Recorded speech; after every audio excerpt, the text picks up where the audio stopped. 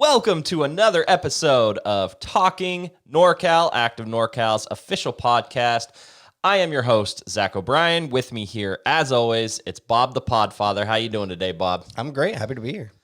So we had another busy news week, and we actually had some interviews scheduled for today, but they fell through. So we're going to talk a bunch of news. We're going to do an adventure time with Bidwell Park, and we have a bunch more pods scheduled for the coming week. We have all these interviews that we're going to do that fell through today, but we're going to do them later next week. And we're also doing our NorCal feature film series where we're reviewing the movies filmed right here in Northern California.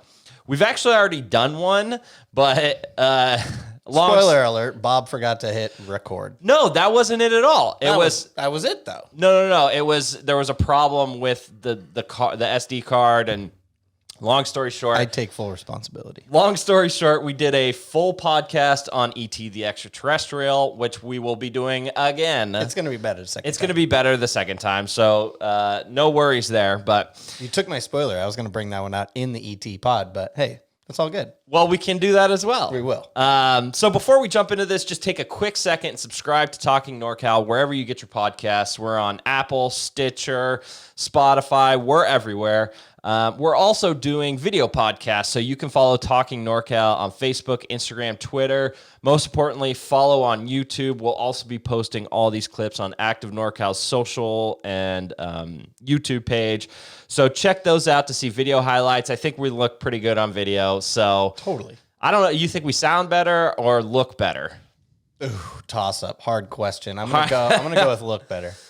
Yes. So check those out. We're really stepping things up, and I love how we've progressed with this podcast. So keep listening. We appreciate your support. But let's hop into this episode with the Tahoes, hella NorCal. NorCal, we're hella NorCal, and I could spend all day just chilling in the South Bay. We're NorCal, we're hella NorCal, and there are no salad dudes who kick it down in Santa Cruz. We're NorCal, we're hella NorCal, and we get a little cray-cray when we visit the East Bay. We're NorCal, we're hella NorCal. So there's a lot going on in Northern California recently. Some of it has to do with specifically what we talk about, mostly the outdoors, and we tell the history and the stories of Northern California.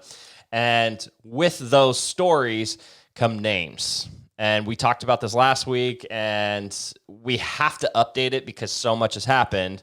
So there's been, names that are potentially looking to get changed. There are monuments both being toppled and looking to get toppled. So really quickly, we just want to start by, discussing both anything new that's happening in this regard and sort of any developments that we've seen.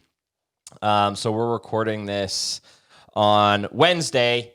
Yesterday, the Fort Bragg City Council had its meeting to discuss the potential name change, and the story behind it is Fort Bragg was named after Braxton Bragg, who was just a terrible human being. He was a general in the Confederate Army. They say he had over 100 slaves, and luckily for the future of this country, he was a terrible general because he lost a lot of battles. So they had this meeting, and they basically, they started off with a city council meeting for about 30 minutes of just the normal stuff of any city. And then they hopped into about 3.5 hours of both the city council and the citizens discussing this name change. And I want to start by giving a ton of credit to the city council, most specifically Mayor Will Lee, who basically said, look, guys, I don't have an agenda here, but I want to talk about this. Did you hear, Bob, about the Healdsburg mayor? No. Yeah, so the Healdsburg mayor is resigning because she refused to not only discuss, I guess, racism in the town but the police tactics used. She just refused to talk about it? She just refused to talk about it, and the backlash became so significant that she resigned. And that's crazy. I spent a lot of time in the Napa Valley. That's in the Napa, it's in wine country, and I'm very familiar with that area. I'm surprised I haven't heard that. Yeah, so Mayor Will Lee just started out saying, we're not doing this thing where we're just going to be silent about it. We will discuss these topics, and we will go the way of what the residents want to go. And so there's 7,000 people that live in Fort Bragg. There's about 53,000 people surrounding that area, but in specifically Fort Bragg, there's 7,000 people. And those 7,000 people would have had the chance to vote on changing the name of Fort Bragg, named after the Confederate general. And overwhelmingly, the citizens, some supported the name change, and we discussed it on the last pod to go to the name Noyo, which is the name of the reservation for the Pomo Indian tribe, who have been in that area for centuries. But most people wanted it to remain. Right. And some of these people got up and they're pretty triggered, right? There's some people that wanted to talk about the overall story of name changes, which we have discussed in the past. You have to look at them individually. I truly believe that. Sure.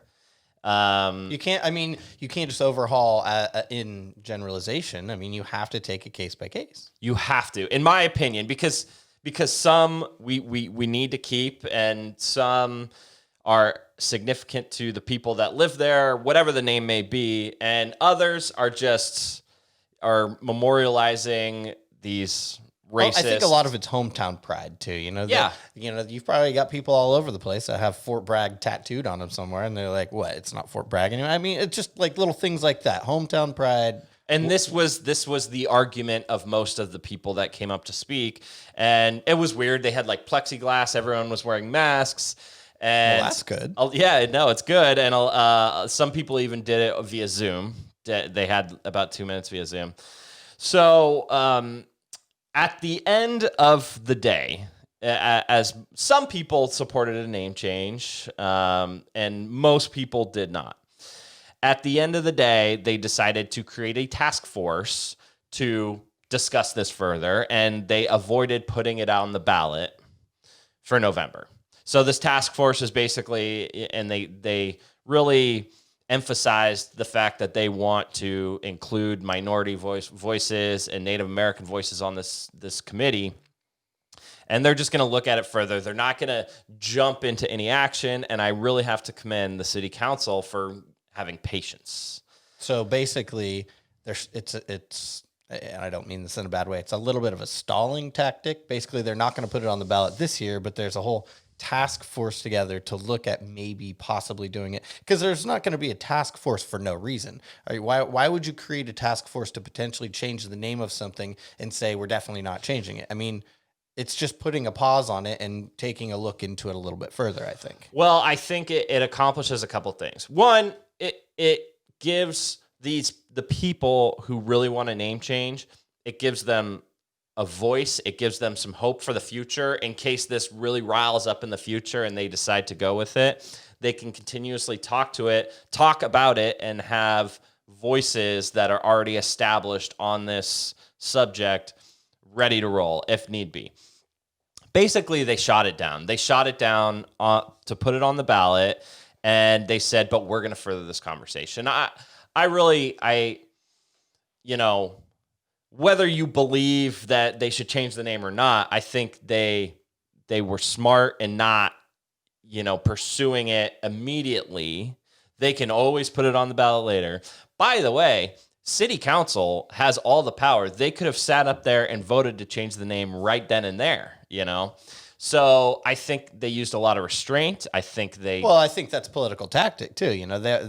People would have been up in arms if they just changed it on the spot. Of course. I mean, clearly, overwhelmingly, the local population does not want to change it, and so that's not something that the local city council, who is generally elected, right? Yeah, so, they have constituents. There's 5 people of the 7,000, 7,000, populated community. But what was really interesting, I found interesting, as one of the city council members said we should rededicate the name to a better Bragg, to someone whose name is Bragg. But it's a fun take. But I actually thought it was so they don't have to change the name, but they can say, "Oh, it's not after Braxton Bragg." So this city council member found Edward S. Bragg, who was a colonel in the Union Army, and if you look up his history, there's nothing glaring that says he's a bad person.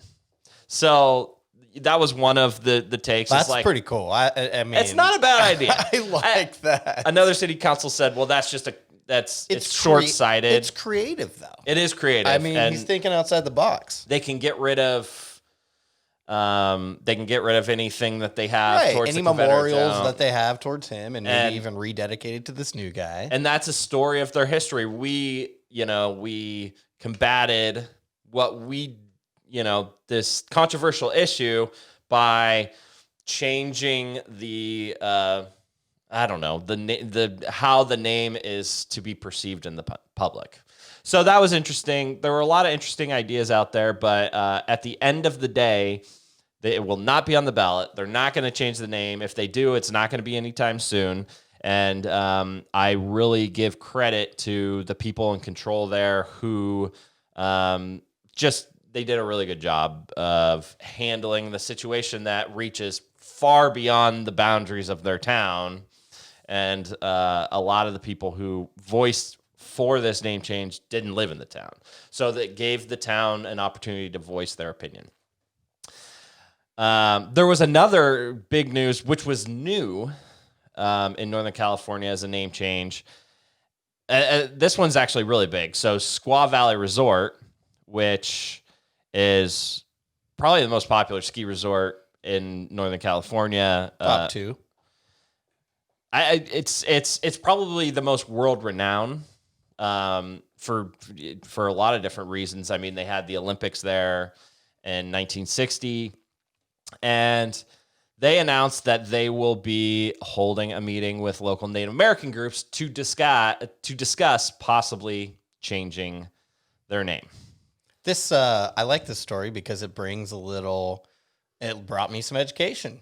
I was unaware that the word squaw was a derogatory term. Not a clue. It depends who you ask. So as you go and you do research online, there's a lot of people who argue that it is not derogatory, and in fact was just used as an adjective, I guess, or some way to talk about a Native American woman. Now, this was during a campaign of slaughter and enslavement of Native Americans, so that's why they use it as They consider it a derogatory. They consider it a derogatory term, which is basically for a Native American woman. So there are groups who have been actively trying to get this name changed, and in fact, I mean there are some squaws that have been removed from Northern California in the last decade.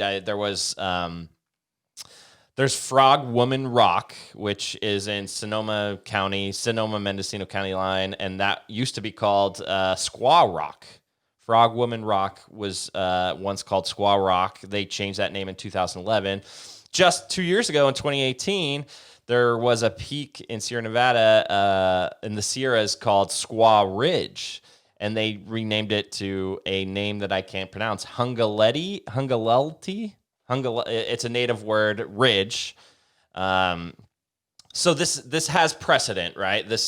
They've done this in the past. But this would be the biggest change. But this would be the biggest because Squaw Valley Resort is one entity, but it is part of Squaw Village, which probably has 100 businesses named after it. You know, there's Squaw Creek. There's every single, like the Patagonia shop is Patagonia at Squaw, and they all have this Squaw name attached. So this would create a domino effect where businesses would sort of be forced to change their name if Squaw Valley was not named Squaw Valley anymore. Definitely remarketing. Yeah, all of the shops. I mean, if they do all, let's say, decide, then they can all change Squaw to whatever the new name is, but that costs money, and so I'm sure Squaw's fighting it. I mean, I'm one of the if it's gonna offend people, and this isn't. I'm not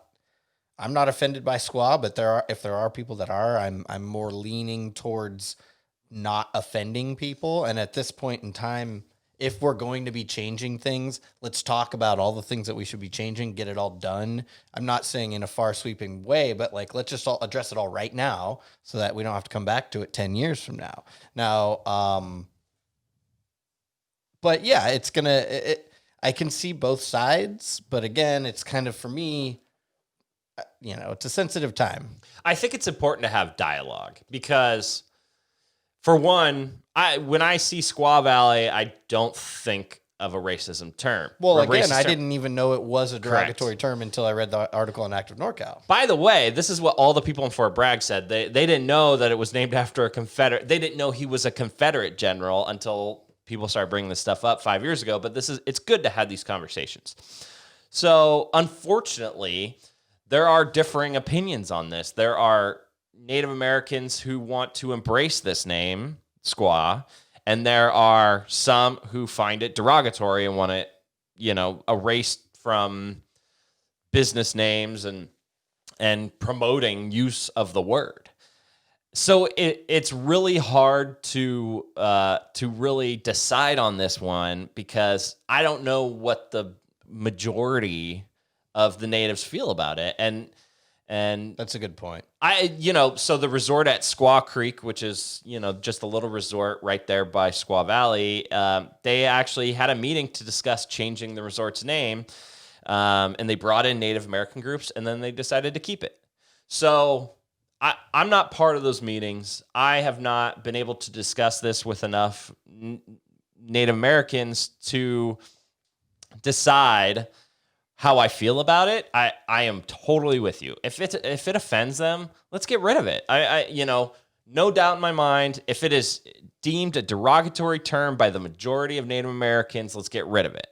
But if they want to embrace it, if they want to sort of change the view of the word, much like in Fort Bragg, how they're just changing it from a Confederate general to a however they want to do it, I'm okay with it. But it's good that we're having these conversations. That's all I'm going to say. And unfortunately, there's going to be people that no matter what the name is, they want to keep it. And there's people that no matter what the name is, they want to change it. And we are not those people. We want to look at each one of these separately. And finally, the last one I want to talk about, we talked last week about Sutter, the John Sutter statue coming down in Sacramento, and which talk about a domino effect. If you're in Sacramento, everything's Sutter. There's like 15 Sutter streets, the Sutter Hospital, Sutter's Fort. There's a lot of different stuff. But now, also in Sacramento, they're removing Christopher Columbus statues.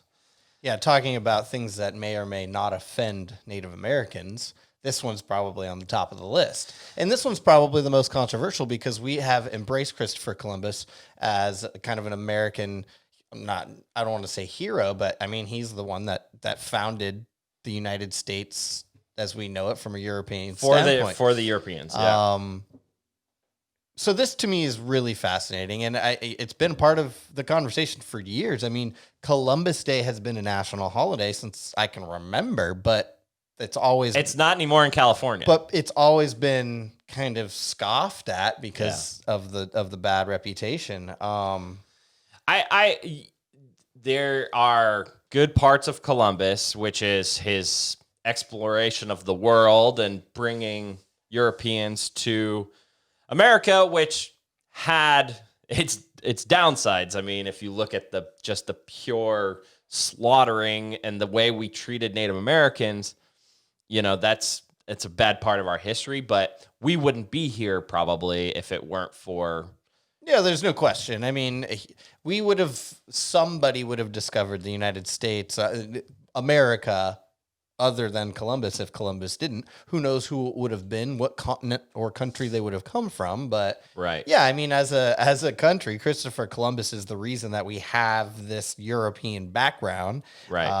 And so, but yes, right now, and I have no physical tie to Christopher Columbus other than my family is now, we live in the an United States. American, We're American, which is great.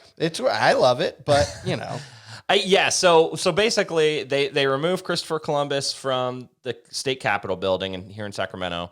They started removing a ton of his statues in the Bay Area because officials said, look, they know who lives in the Bay Area. It's super liberal. It's a lot of these people who want to remove the statues. They're like, we're not going to fight. We're not going to have all these people, create a violent protest. We'll just take them down. We don't want to deal with it. So that's it. I mean, there's, Well, my favorite and least favorite aspect of this whole Christopher Columbus debate is Columbus, Ohio. And now it makes me laugh and it makes me very unhappy at the same time. So for those who are not familiar, right when this kind of controversy started over, let's look at Christopher Columbus. Columbus, Ohio, is named after Christopher Columbus. So they decided to be first on the list. And a petition went out to rename the city of Columbus, Ohio, Flavortown. Guy Fieri's most popular saying. NorCal local Guy Fieri. So this is, first of all, fantastic. Currently, the petition, as of right now, 77,000 signatures. I'm looking at it right now. And Guy Fieri is totally all about it. The reason that I'm upset about it is not the name change. I'm upset that Northern California couldn't find a town that we could rename before. I mean, he is a Northern California entity. He has brought most of the production of most of his Food Network shows to Northern California. He is a Northern California icon. So the fact that Ohio beat us to this upsets me. He has done so much for the communities ravaged by fire. He's donated a ton. He does all these feeds for everyone. He is one of the great faces of NorCal that we can look to today. And you're right. Maybe every state should have a Flavortown, whatever. That'd be so great. But we need a Flavortown, California, right here in NorCal. And what town? Maybe it's a small town. What town is going to take this on now? I mean, we talked about Fort Bragg. What about Squaw Valley turns into Flavortown Valley? Flavor Valley. No, I look. So like, if you look at somewhere that's kind of near Santa Rosa where he lives, Winters, California is known as a small culinary town. That could be a cool little. But I'm not saying just rename a town to rename a town. I'm sure there's people in Winters that have. Since we're having this conversation of renaming towns, if there's one that gets controversial, Flavortown. I agree. Shout out Guy Fieri. If you're listening to this, give us a ring. We'd love to have you on the pod. Well, thank you for ending that conversation on a lighter note. But I do want to talk just quickly before we get into the news of the week about sort of our coronavirus update. It's still out there, even though people don't want to believe it. And, California reopened, which is great, which I think everyone wanted. We need to bring money into businesses. We need to have outlets to leave our homes. The quarantine has somewhat ended. I think a lot of people are choosing to quarantine themselves, which is great. I do for the most part, but there's been a spike, and it's something that we probably need to discuss. So Butte County, which had 0 cases almost up until April, May-ish, now is 119. They had a huge spike. Shasta County has gone up to 88. They also really didn't have much going on, and now they do. And I saw the bar in downtown Redding, the Dip, had to close because there was a person there that tested positive. Sacramento County had 130 new infections just yesterday on Tuesday. So that's disconcerting. I saw a couple businesses closed because people that worked there had the virus. Humboldt County, which has been largely had little cases, they're up to 112. And El Dorado County has had 145, including a pretty big explosion of cases in Tahoe, now 75. So it seems like people aren't discussing this anymore. And, there's obviously different opinions on what's going on here with the coronavirus, but we just wanted to make sure that people know it's still out there and to still be careful no matter if you're quarantining, no matter if you're going out and recreating, which we support, go camping, go hiking, do whatever. Just take the proper precautions in doing so when you're out and about. So I am going to go on a little bit of a soapbox here, and I don't. Okay. I'm just going to use this platform the way that I feel like using it today. So last week, a couple weeks ago, wineries in the Napa Valley reopened, and as I've mentioned before, I work at a winery on the weekends to do tastings. And this last weekend was the first time I've been back since this all. It's literally been 3 months since I've worked there, it was good to be back, good to see everybody. Gave me a new perspective on face masks. Now, I will admit, when everything first started, I wasn't the first to get a face mask. I didn't have one, so I wasn't wearing it, but now I have like 8, which is great. Sunday was my first day of wearing a mask for a full 8 hours of working, and I will say it sucks. It's not fun. But the people that don't wear a mask in a public place, that force restaurant or winery employees to enforce the local guidelines in order to not only maintain everyone safe, to keep everyone safe and not sick, but to maintain. I mean, they can get in trouble. Every facility can get tickets or what have you. So there was a customer at the winery this weekend that came into the winery. Now, this is a inside facility where you come. It's basically a bar. We have guidelines that keep people 6 feet apart. The mandate for the county is you can't have more than 6 people in a party, and any and everybody have to wear a mask from the time you get inside the front door until you sit down. Once you sit down, you can take the mask off. You can't drink wine with a mask on. But if you're going to the bathroom or something, you put it back on. Exactly. Okay. So there was a customer that came in with no mask, and it is our responsibility as employees to keep our customers and employees safe. So, excuse me, ma'am, if you wouldn't mind just going ahead and putting a mask on. We've made it very clear to everybody. No. Did she, so is it one of these? She has a note from a doctor. Okay. No. She has a note from a doctor that says that she does not have to wear a mask. Okay. I was not here for this situation. I'm happy, but the guy who did deal with this situation, a friend of mine, coworker, has a military background. So he could be stern, and he was, apparently. So I get it. If you have some kind of a respiratory condition to where you can't wear a mask, totally fine. Right. Don't go out in public and go in a facility that's basically a bar where you're within reach of people. If you have a condition where you have to not wear a mask, stay home. I go grocery shopping a lot. I love to cook. It's part of my thing. I wear a mask to the grocery store. I've got to the point now where I'm just ordering my groceries delivered. I don't even have to go out there because I'm trying to keep my body and the people around me as safe as I can. But if you're going to go out and you force yourself into a public place that isn't a park, if you're out in a park walking it's far your from dog, essential. Right, absolutely. And you're eating, and you have no reservation. This person was completely entitled, and we let her know, sorry, it's not our rules.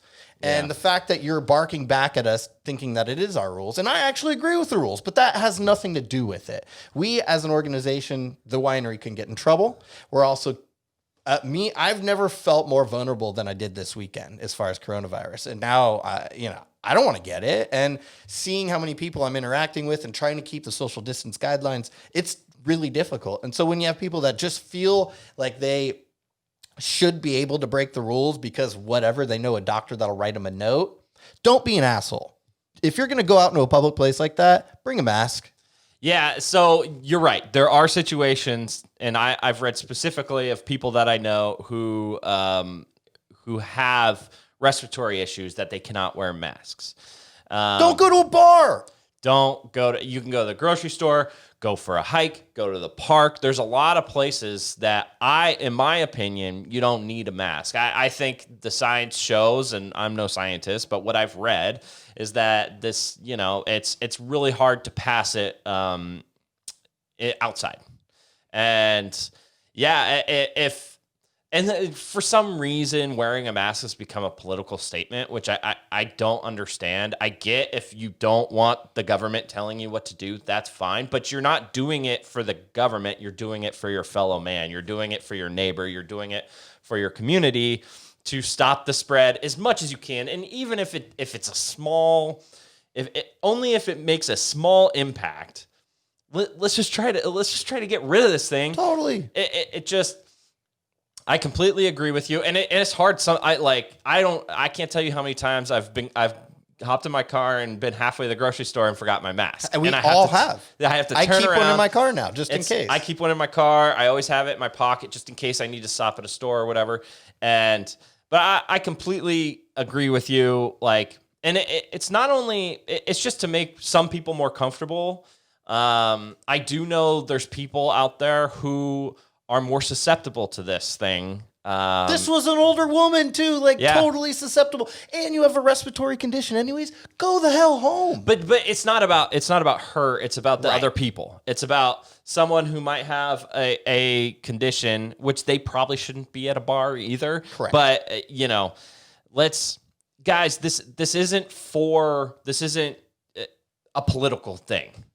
We're doing this for each other. And again, it might help 1%, but that 1% is important because that 1% over 9 billion people across the world makes a big difference. So 100,000 Americans have died from coronavirus, right? Over. That's, and while it's a very small percentage of the entire population, do whatever we can to keep that number as small as possible. I don't think that that's too much to ask. I just can't believe the amount of people I've talked to that said I refuse to wear a mask because it's just, to me, it's a statement of saying I care about you. I care about the person I'm standing next to who's a stranger.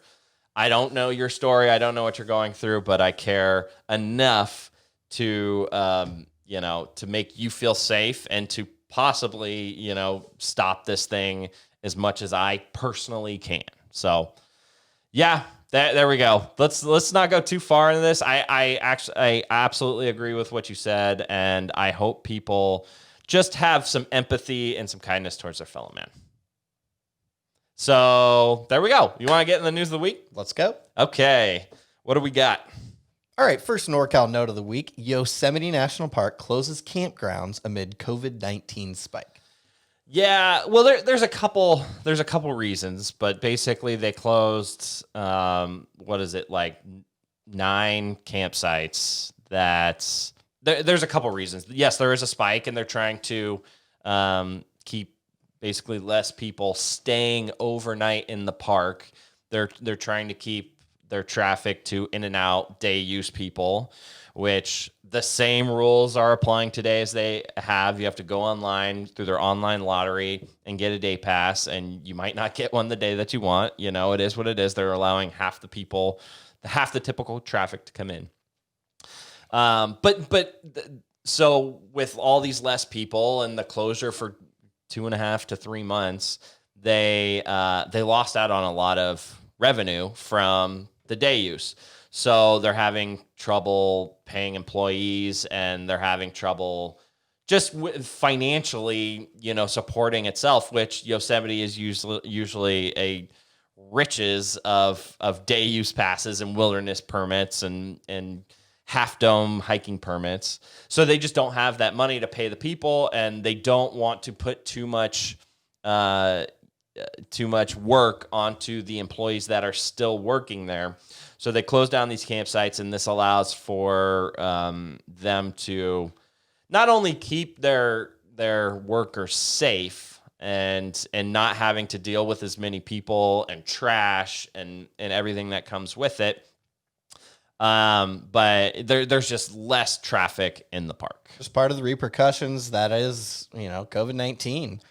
Can't say I didn't see this coming. I mean, the economics of Yosemite have absolutely been very, very largely affected by this. Yeah. Not being able to get the tourists. I mean, I love Yosemite, and every time you go to the store in Yosemite and there's so many people there, it's because it's a beautiful place, and but they need to limit it, and so I can see this. So I'm not against it. It sucks, but It's just part of the repercussions. My question is this going to happen to other parks? Are we going to see other closures? My guess is yes. I think Yosemite is unique because it's so popular. So popular. And, this is like they get like 6 million visitors a year, so it's basically like, I don't know, like the city of Los Angeles, they're trying to figure all their stuff out. But I'm wondering if other parks are going to see similar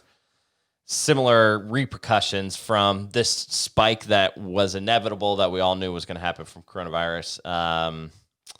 Did you see the video that we posted of the guy who went on the first day back? No. So this guy shot a great YouTube video of him on the first day back, and it was empty. It looks so cool. So once again, we've said it a million times, if you are able to get into Yosemite, it's insane. Like the parking is super easy. You can just pull over on the side of the road in these parking spots that are usually packed and just easily get to places. The trails are mostly empty. So it's a great time to be able to go to Yosemite if you can get in. Just, a lot of people's reservations were canceled, and I feel bad for those people because they have to change their plans right now. These campsites are closed until July 31st. They canceled all the reservations. So you can probably go in and reserve past that, although they might get canceled again. Did you see the story about the concessions manager and the golf ball? The concessions manager? Yeah, so and the golf ball. this is a separate subject, but in Yosemite, this guy who is basically the head of concessions at Yosemite, he works for Aramark, and his wife posted a video of him driving golf balls into the meadow, into the huge meadow of Yosemite, so if he leaves the ball, it's littering. If he goes and picks it up, he's walking over protected meadow that you're not allowed to walk on. So they canned him. Well, they didn't say if they canned him. He either resigned or got fired, but he is no longer working there, which provides two lessons. Either, for one, respect the land, respect protected land, or know if it's protected, especially if you freaking work there. But also be careful what you post to social media. Yeah, even if he'd left the balls, yes, it's littering, but also like there are animals that look at white things like that as eggs, so that could potentially be harmful. And there's a lot of respect the environment, bruh. Yeah, I don't know the guy. I don't know how he could make such a mistake like that, or how they could post it to social media expecting it not. They deleted it immediately, but of course, one of the workers there screenshotted the whole thing, and we have the video on our website. You can see. But yeah, that's some good lessons overall for that story, but not to get off topic there. Well, since these first two stories are actually a little bit opposite. We do have the closure in Yosemite, but we do have the opposite story in our next story. Lassen Volcanic National Park, completely reopening plan, making the entire park open to the public. Super great. We've been talking about when this would happen, and it's here. Yes. So they've actually opened their visitor centers. They have opened some more camping. They have opened the Manzanita Lake camping cabins and the Drake's Bad Guest Ranch. And so they're completely open. I believe Bumpus Hell has yet to open just because of snow, but that's it. Everything's open. You can go there, and they don't have a cap on visitors like Yosemite. They might. This could. No, they don't. They absolutely don't. You can. I'm saying they might in the future. If yes, spikes, yes. It could potentially happen like Yosemite. They could get overwhelmed with all the people wanting to go to Yosemite that then go to Lassen Volcanic. Right. It's a stark difference from Yosemite, which gets so many Bay Area and Los Angeles crowds, where Lassen is not necessarily near a huge municipality, and they will, even if they're completely open, they won't get the crowds. So cool news. I assume that their visitor centers will have insane protocols. Sure. They're not that big. There's not a lot of reason to go into the visitor center anyways. You go to Lassen to be outside. Yeah. my assumption, the reason that they're opening this is just like we spoke about with Yosemite, it's revenues. So you can go in there, and I'm not sure if they're selling food, but I assume they are, waters. But you can go in there, you can get Lassen swag. Yeah. You can. There's all sorts of ways that they can make revenue off that. Much needed following their 2 to 3 month closure because of COVID. So,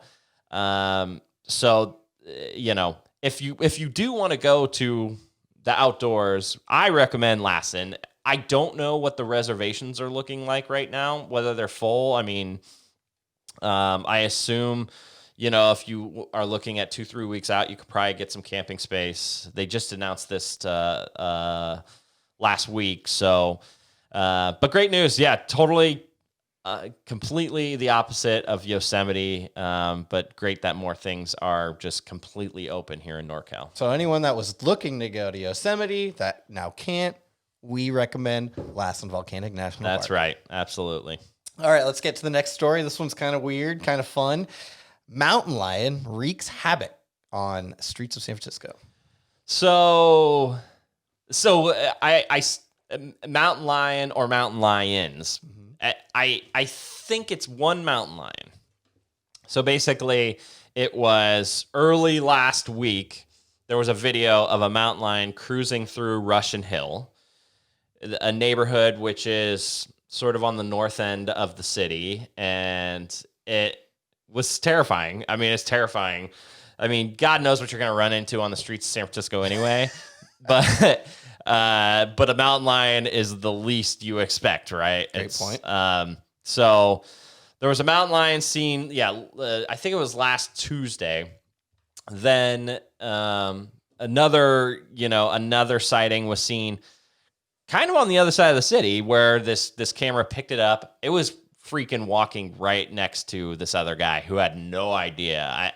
I think that mountain lion was probably eating, like had a ton of trash and stuff to eat, so he probably wasn't interested in killing a human being. But that was terrifying. And then finally, I believe it was Friday morning. It was Thursday or Friday morning. They captured it right outside Oracle. That's like 5 miles it trekked across the city. And they usually travel at night, so the streets are much more empty at night. But yeah, it's a wild story. I mean, like all of these wildlife are embracing this island of a city, which is just insane. Yeah, I mean, we've talked a lot about the coyotes that have come out since the quarantine, but a mountain lion, I could not find any time that we've seen a mountain lion act so bravely in the middle of this city. And it's pretty crazy to think, I mean, that a lot of people pass this thing, or it passed a lot of people, you know, on its way, venturing across the city. You know, it's just a wild story. Like I said, I assume it's one mountain lion and not multiple. But do you think one mountain lion would have traveled all the way across one of the bridges by itself? I don't know I don't think it would have come across the bridge, although that's where they think the coyotes came from. But I think it probably would have come from the mountains south of the city. But why it was found in Russian Hill then, which is the north part of the city, near the marina, near the Golden Gate Bridge, it is weird. Maybe it's a tourist area. Maybe it was just looking for a good tour. Well, maybe it came up along the ocean and sort of came into the city from there. But why venture all the way across the city like that? I mean, that's insane. And yeah, I mean, I'm just trying to think of which route it would have taken. You know, if it would have gone through Pack Heights or maybe through the Tenderloin, who knows? But either way, it ended up in Soma, which is downtown, like the heart of San Francisco. It's just buildings everywhere. It's tech workers. So a wild journey by this mountain lion. If it was mountain lion, which we assume it was, just a wild story, a wild adventure for that guy. Coyotes, then mountain lions. What's next? Bears? Oh my. Okay, next story. Fun one. Fisherman nears California record with monster mackinaw on Donner Lake. 31-pound fish this was. I didn't even know that there was great fishing on Donner Lake. Nor did I. It doesn't look big enough to have a monster fish like that. It's deep. That Deep. makes sense. Yeah. So this guy, what was his name? Marcus Schroers, I believe how you pronounce it, was fishing on Donner Lake, and he got a 31-pound, 4-ounce mackinaw, which the record for mackinaw in California was caught on Lake Tahoe, just nearby, at 37 pounds. But that was in 1974. That's a very old record. And I believe he basically tied the record for Donner Lake, which was 31 pounds. But yeah, it's a big ass fish. And it's crazy to think they didn't officially weigh it, so he couldn't go into any record books, even if he tried. They basically immediately released it. They got a nice big picture of it. It's a gorgeous fish. Gorgeous fish. Huge. But it's just crazy to think. I mean, Tahoe's not a fishing destination, although plenty of people catch fish in there. Truckee River is hard to catch fish, although there's some big brown trout in there. Donner Lake is not known as a fishing haven, and yet here we are sitting looking at this picture of this massive mackinaw. Have you ever caught a mackinaw? I've never even heard of a mackinaw, if I'm honest with you. Oh, it's something you would see in like the Northeast, It looks like kind the of like lakes an of ugly Minnesota. fish, but like Yeah, it's not. That's something. I'm just making this up, but it's something you would catch in like the Great Lakes. It's not something you see in NorCal that often. Although apparently there's some in Tahoe and there's some in Donner Lake. I don't know what makes that. Maybe it's the temperature that makes the mackinaw go to those deep, just deep, cold. Yeah. So I don't know, but crazy story. I have never seen a mackinaw like that in NorCal, and 31-pound fish. Nice day for Marcus. Yeah, gnarly fish. Yeah. Okay, next story. A possible record number of blue whales spotted off of Northern California coast. Yes. We've seen a lot of this year. Yeah, so we always see the gray whales. Mm-hmm. So the blue whales are a little bit different, and it was a foggy morning on the Farallon Islands, and 5 biologists who live out there and do studies out in the Farallon Islands, came outside and they started seeing all these blue whales. And so they said, wow, this is a big deal. And they started counting and counting and counting. And they counted 47 whales off the small island, which the Farallon Islands, if you're not familiar, it's about 25 miles off the coast of San Francisco, known for its great white sharks. Basically, it's a marine wildlife hate. They love it there. And they noted that it's a possible record. It's definitely the largest concentration of marine mammals documented off the NorCal coast in 20 years. So they have counted more in that area. They counted 50 once, but they just based on what they were able to count, they said it was a potential record. So the biologist reached out to the NOAA and the Coast Guard and basically said, stop large boats from traveling in the area because they're gonna kill a bunch of these things. I really wish there was drone footage of this. Blue whales are the largest living creature on Earth, right? Yeah. I don't know. I'm pretty sure blue whale is the largest living creature on Earth, and so, I would have just loved to see a drone shot. Now that probably would have involved boats getting probably a little bit too close, but we saw a lot of video shots of the gray whale migration. I just wished that we would be able to see something like that, but again, it probably was because it wouldn't have been safe for the blue whales. So yeah, I'm sure they have some photos. There wasn't many online. There wasn't many released by the biologists. I'm sure they have plenty of camera equipment out there. But apparently this year there's been a heavy winds, and that brings in the krill. Yeah. The krill, which are like these little shrimp. It's what blue whales eat. It's what they eat. Exclusively. So the winds brought all these krill further inland or closer to the shore, basically, bringing all these blue whales to come have a feeding frenzy. But pretty cool. Farallon Islands are cool. I mean, have you heard of the rats out there? So Farallon Islands are crazy. I would never go out there because it's known as like the largest shark concentration in North America. But it's, I guess, a lot of people used to go out there in like the 1800s and the early 1900s by boat and fish. And on these boats hopped all these rats. And once they landed on the islands, the rats would hop out and they eventually like overran the island. So there's an island of nothing but rats surrounded by sharks. And they were going to go through with this plan to just release a bunch of rodent side, like poison, Yeah, rat like poison. pesticide, yeah. And I'm not sure if they went through with it. If they did, it was very quiet because a lot of people were pissed that they were just going to go kill a bunch of rats, which who cares? But it's just a weird island. The rats on that island are similar to the buffalo on Catalina Island. Yeah, good point. But the buffalo aren't like, they haven't overrun things. They've just kind of added to the allure that is Catalina Island. But yeah, Rat Island doesn't sound too appealing to me.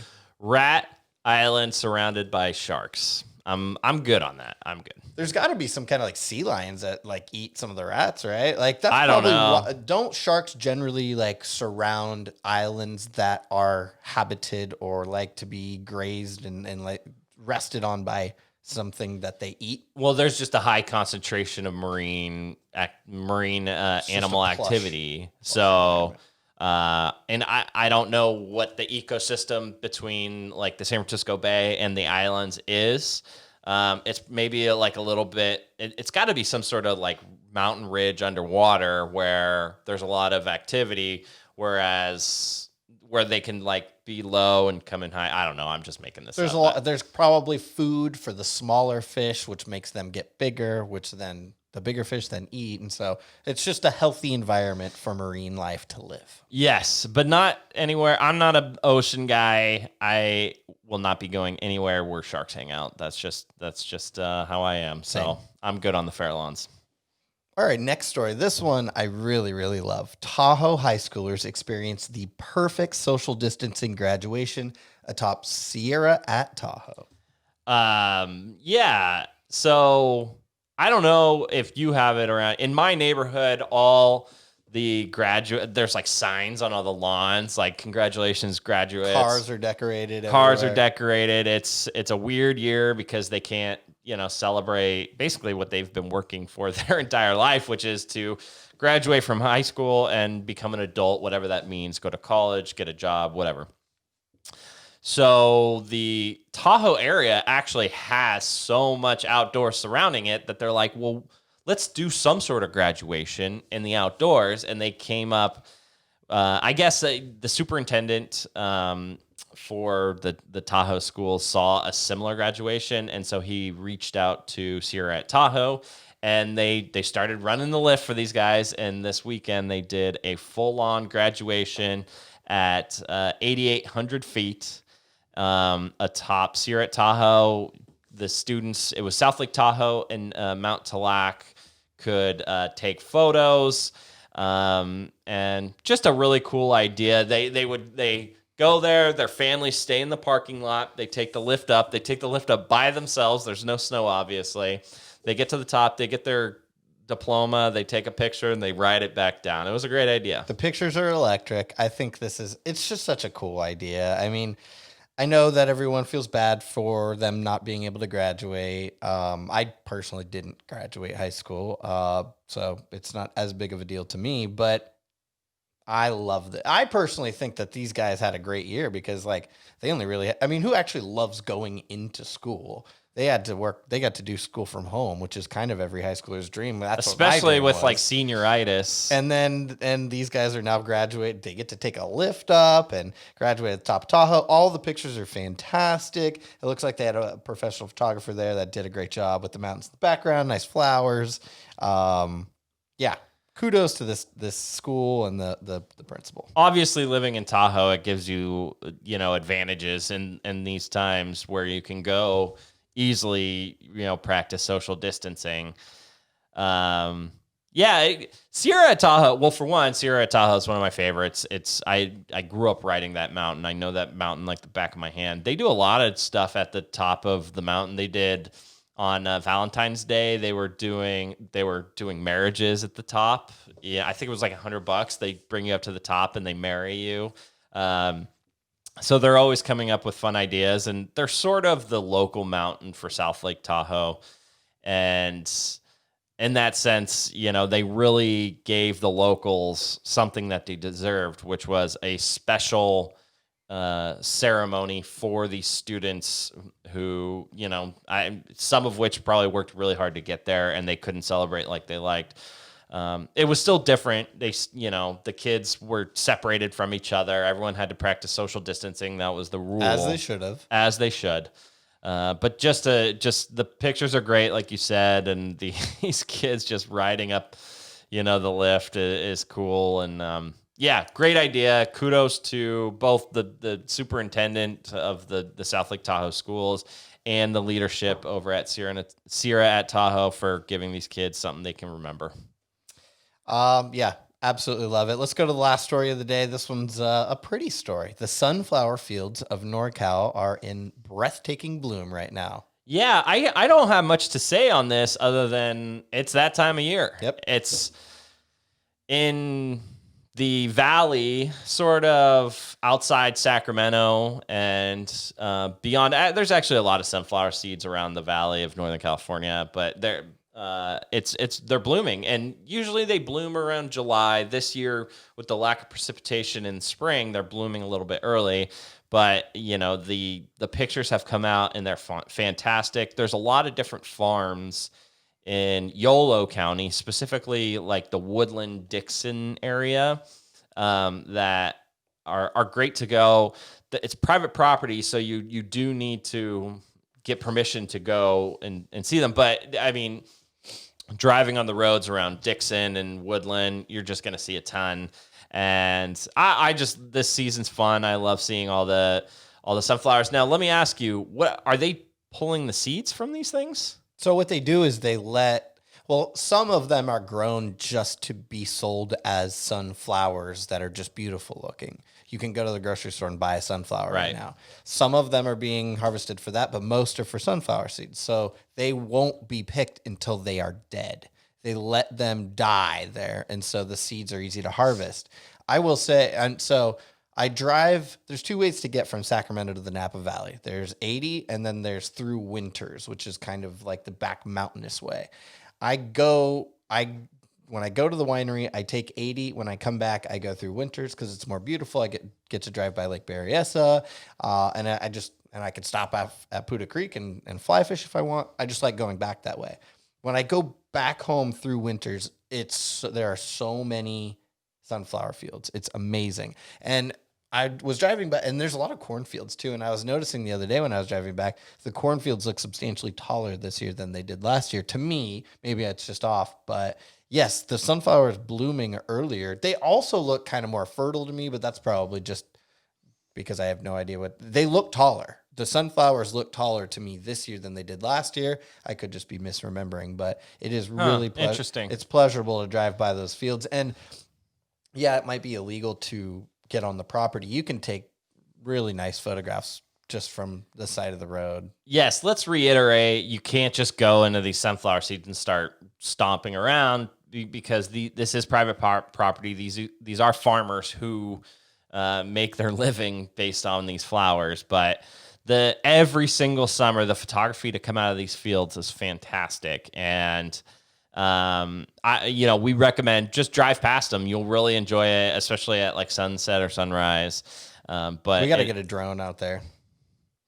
Yeah, we should. Although, yeah, we got to get permission. Well, that's I all. mean, you can do a drone shot from not private, but we would abide We'll get by all permission. rules. But I'm just saying it would be a fire video. Yeah. Yeah, no, just a beautiful time in NorCal. I love these different blooms that come out, and it just adds, if you're doing a quick road trip or you're driving somewhere, it just adds to the experience to have these blooms around. So a magical time here in Northern California. And that's it for the news of the week. Okay, news of the week. We had a lot of it, and so we're gonna finish off today with. Should I? Please, let's do I've it. I've been missing it. Adventures in NorCal. It's good to be back. So today we wanted to talk about Bidwell Park, which is somewhere that we actually went during quarantine, because Bidwell stayed open. It stayed open throughout. Most of the parks, California state parks and national parks, and they closed. Bidwell Park stayed open, I think, due to its vast nature. I mean, Upper Bidwell is huge, and you can really go out there and not get close to anyone ever. And so we went out there. We were shooting a video for our friends over at Explore Butte County. Spent a whole day there. Spent a whole day, both in Lower and Upper Bidwell Park. And so let's start with Lower Park, which the two, Lower Bidwell Park and Upper Bidwell Park, are very different if you've never experienced it. Although the water's the same. The body of water comes from Big Chico Creek, and they have an inflatable dam at Lower Bidwell Park, which fills up a natural pool of sorts. And that used to be my favorite thing when I went to Chico State, was we would just, if during a hot day, 110 degrees, we just drive over to Sycamore Pool, which is basically in downtown Chico, and just jump in the pool and hang out and lay out on the grass, whatever. And it's a whole like cement pool. And there's like lifeguard stands, and there's markings, and there's stairs that come in and out, but it is natural water from Big Chico Creek. Super unique. Yes. I can't think of anything else like that in Northern California. Nor can I. Yeah. But it's a huge place for people to go outside. And then there's all sorts of biking paths and trails that go along Big Chico Creek. And you can walk, you can run, you can bike, you can skate, whatever. There's also some softball fields, and there's like a big kids park right there, which is somewhat new. You remember what we saw from the bridge that went over Sycamore Pool? I was just trying to remember. What was it? You don't remember I don't this? remember it. Because you're a turtle guy. That's what it was. You're a big turtle guy, and we saw a group of turtles, 3 which was awesome. red-eared sliders. What are they? Red-eared sliders. How you know that, I'm not sure. I used to own one. I named him 12-pack. But it was real. We were just sitting on the bridge that goes over Big Chico Creek right above Sycamore Pool, and there were just 3 turtles sitting on a rock. And I tried to get close to get like some video, and they eventually swam away. But We got a couple Yeah. decent shots of it. Yeah, we got a couple shots. There's also a salmon ladder right there on the dam, and sometimes during salmon season, you can see them jumping, which is fantastic. It's just a great place to hang out. Like I said, right in downtown. I mean, you can walk from Madison Bear Garden to Sycamore Pool, and then you get up and you go to Upper Bidwell Park, and that's sort of the more popular area, just because More scenic area. It's more wide open. It's feels. huge. It's so big that last summer a guy got lost back there for like 2 days. Which this is just a park in the middle of Chico. A guy got lost there for 2 days. That's how big it is. I think it's 5,000 acres or something like that. But you take a road out there, and it's paved, and you go past the golf course, which is a great golf course. Be careful, because if you're golfing there, you might hit a deer. There's a ton of deer out there. And then there's a couple little ponds, which people hang out in, and there's trails that go up the hill, and they give great views of Chico, and you head up to the swim holes. And this was my college experience every single day we went out there. There is Bear Hole, which is the most popular. It's the first one you see right there. And the reason it's the most popular is because it's the closest. On that dirt road going up Bidwell Park, it's kind of a pain to drive that. So most people stop at Bear Hole and swim around, and there's a ton of rocks everywhere. That was your first time there, wasn't it? Yes, it was. What was your, what did you think about Well, it? I just didn't know. I didn't know that was part of Bidwell. I mean, it's totally different than Lower Bidwell. I mean, they're literally completely opposite. You have like a city park versus like a vast outdoor, recreation area. And first off, I'd never been to the swimming holes, and I thought that they were really cool. And the fact that there were multiple, and there were people fishing there, you can fish there as well. Which is rare to see. We went early in the morning. Yeah. It was a hot day, but there's so many things to do in Bidwell Park. And, you went to college in Chico. I haven't spent nearly as much time in Chico as you have.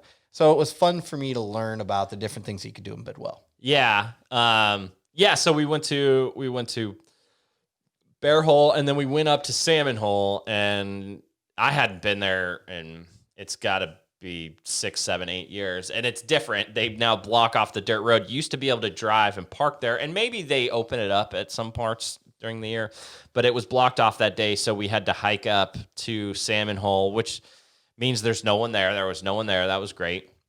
And Salmon Hole to me was my favorite just because there's less people. More secluded. Yeah. More secluded, and it's a bigger, deeper swim hole. And there's a lot more places for you to sort of hang out with your group of friends or your dog or whoever you choose to go out there. It's a little bit of a hike down. We saw a snake, right? Yep. Small one. I mean, it wasn't like rattler. Yeah, but you got to be careful. I have seen rattlesnakes out there, and we have a thing where we haven't seen one yet, a rattler, on our active NorCal adventures. Yes. But every time we go fishing, we always hear snaky snake. We're encouraging to see one because we feel that if we encourage it, they think the snakes will think that we're like, we want to be their friends so they don't bite us. Yeah, right. We're not there to hurt them. Yeah, but there are plenty of snakes out there because there's a lot of tall grass and rocks. It's hot. It's literally hot. The perfect environment for us. And in fact, I've told this story a bunch of times, but my dog in college got bit by a rattlesnake. So watch out for that. It's easy to let your dog off the leash up there, and I'm not sure what the rules are. I don't know if I was breaking the rules back then, but if they run off, that does, allow them the opportunity to come across these animals. But we saw a little, some sort of snake. I'm not sure exactly what it was. But it's just beautiful back there. And if you go even further, you can go to Brown Hole. That, was a little far for us. We had a long day that day. So it was a really hot day. It was the beginning of the summer. I'm sure it's way hotter now, but that was right at the beginning of the heat spike. Yeah. I mean, what was it, March, early April, maybe? It was it was April. Yeah, I don't know when in April. We still have that video coming. We have put it on hold because we didn't want to promote people going there during the quarantine. But now that leisure travel is okay, we're going to release that soon. And finally, you get to the other side of Upper Bidwell Park, which is the Yahi Trail. Well, no, it's not. The Yahi Trail is on the side we were on. We actually hiked that. But there's the trail up, and then we went to the disc golf course. Which was probably my favorite part of the day. The disc golf course up at Upper Bidwell Park is insane. And lost a disc. Lost a disc pretty quickly. The first hole, I believe. But so that area, so it's separate from all the other Bidwells. And this is why Bidwell's so big. You have to drive up Highway 32 going from Chico towards Chester, the Lake Almanor area, and you stop off on the side of the road, and there is a trail that goes all the way from up top, and you can sort of see the entire town of Chico, and you can take it all the way down to the other section of Upper Bidwell near, the Bear Hole, and then basically all the way back to Chico. So, and there's some great mountain biking trails. I used to take my roommate up there. I'd drive him up there, and he'd ride the 9 miles back, and it's like all downhill. So it's a super fun ride if you can do that. But the disc golf course is insane. It's like there's like 4 holes that are off the cliff, and yeah, I lost a disc. You can see tons of little pink discs like 100 yards away that are just tucked on the side of this mountain that will never be found, which is technically littering. It's not fun to see that, but you can. I'm sure that they have some sort of group that goes up there and grabs those. because I am positive that a lot more people lose their disc than what we saw, you know? Yeah. So, but it really is, it's just a beautiful, big disc golf course. And even if you're not into that, we had a family that was actually kind of annoying to us, but we were trying to film it. We were trying to film, and they just kept. They were being following within us, like 10 feet of us. It's like, do you not see that we're trying to film something? There was no one else and around. Their child kept screaming. So it was like, weird. Yeah, but they were just hiking. They just went hiking the disc golf course because there are great views. You can see the entire other section of Upper Bidwell from the ridge, and there's like a couple lookout points. There's a couple other trails that sort of go along the ridge. So yeah, Bidwell Park, one of my favorite places, an outdoor utopia, as I've been known to call it. There's kind of something for everyone there. And whether you're mountain biking, golfing, disc golfing, swimming, hiking, there's literally something for everyone. In downtown Chico, finish off at Lower Bidwell, and then head over to downtown and get some food or drinks, go to Sierra Nevada Brewery. It's just, that's the Chico experience to me, is Bidwell and the great areas downtown. So that's Bidwell Park. We love Bidwell Park, and that was Adventures in NorCal. God, I love it when you do that. I used to hate it, but now I love it. It's good. So that's it for this week's podcast. We actually do have a new podcast coming up on E.T. the Extraterrestrial. It's coming. We're going to do it right this time. So look out for that. That's coming later this week. Thank you for listening to the Talking NorCal podcasts. And we're going to ramp up our pods the next coming week. We have 3 interviews coming, so look out for that. Remember to subscribe to us wherever you get your podcasts. We're everywhere. Like I said, video podcasts on all our social media, on all our YouTube. Check everything out. We look really good on video, so just trust me when I say that. Watch everything. So don't miss anything coming up in these next coming weeks. We're going to bring a lot to you. So until then, thanks for listening, guys. And remember, stay active. NorCal, we're hella NorCal, and I could spend all day just chilling in the South Bay. We're NorCal, we're hella NorCal, and there are no salad dudes who kick it down in Santa Cruz. Or NorCal, we're hella NorCal, and we get a little cray-cray when we visit the East Bay. We're NorCal, we're hella NorCal, and we get a little mental when we visit Sacramento. Yeah, we're NorCal, we're hella NorCal, and we protect nature's bounty when we visit Humboldt County. Yeah, we're NorCal, we're hella NorCal, and me, I'm hella cool, cause I live in Sebastopol. We're NorCal, we're hella NorCal, and you know that we gotta go, we're on our way to Tahoe. We're